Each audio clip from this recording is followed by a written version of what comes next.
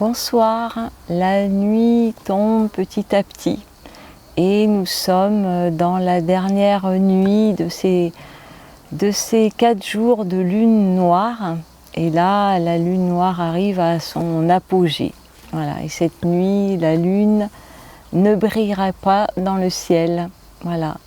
Alors, c'était le 14 juin, je crois, que nous avons admiré tous cette super pleine lune des fraises. Et on a tous guetté son lever à l'est et on a tous admiré sa splendeur, sa grosseur, sa proximité avec la terre. Quelques jours après la super lune de ce mois de juin, c'était en cours de journée, mes yeux se sont levés et machinalement se sont posés sur la lune en plein jour qui était là, un peu au milieu du ciel, dans un ciel bleu clair. Et elle était déjà à moitié grignotée par l'ombre, elle semblait comme effilochée dans le ciel. Mais je lui ai dit, mais lune, c'est toi, tu es la même qui il y a encore quelques jours éblouissait chacun à la vue de son lever, de ton lever. Et elle m'a répondu oui.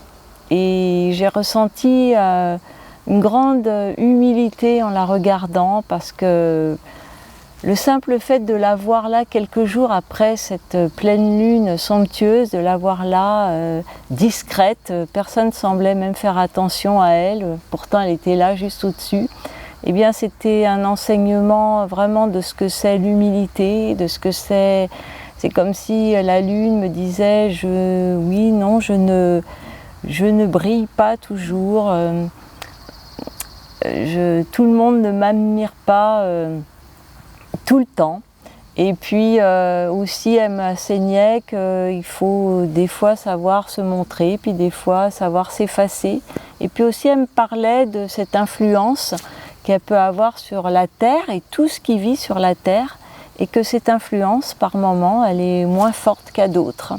Donc c'était vraiment un enseignement que j'ai reçu d'humilité et puis aussi de cette connaissance intime des cycles et aussi d'acceptation de ces cycles.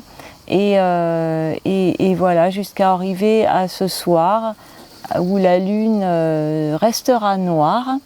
Et puis c'est le moment alors de nous relier tous et toutes à notre féminin sacré. Ça vaut pour les hommes, ça vaut pour les femmes, ça vaut pour tout le monde.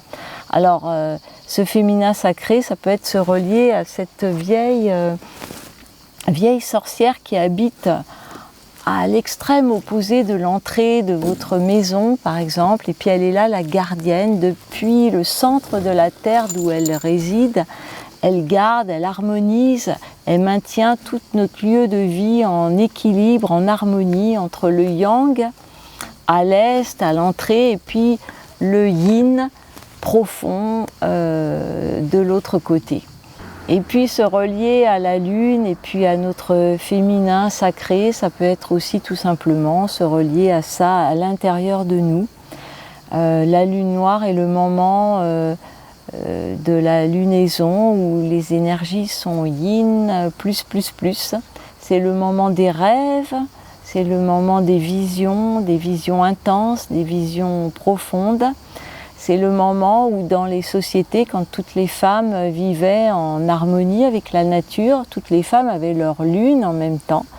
Et c'était un moment où elles se retiraient un peu de la société, de la communauté, pour rentrer dans la loge des lunes et pour ensemble jeûner ou alors se nourrir de choses simples et puis être ensemble, créer ensemble, fabriquer des choses ensemble et puis rêver ensemble, parler de leur vision, partager leur vision qui les concernait elles mais qui aussi le plus souvent concernait la communauté et puis la communauté des hommes en général et la communauté aussi de tout le vivant sur la terre.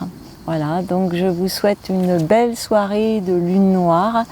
Faites de beaux rêves, notez bien vos rêves, ces rêves qui vont être cette nuit, je pense, plein de sagesse, plein de guidance aussi sur le reste de notre vie à nous, mais aussi de la vie de tout ce qui existe sur la terre. Belle soirée et à bientôt.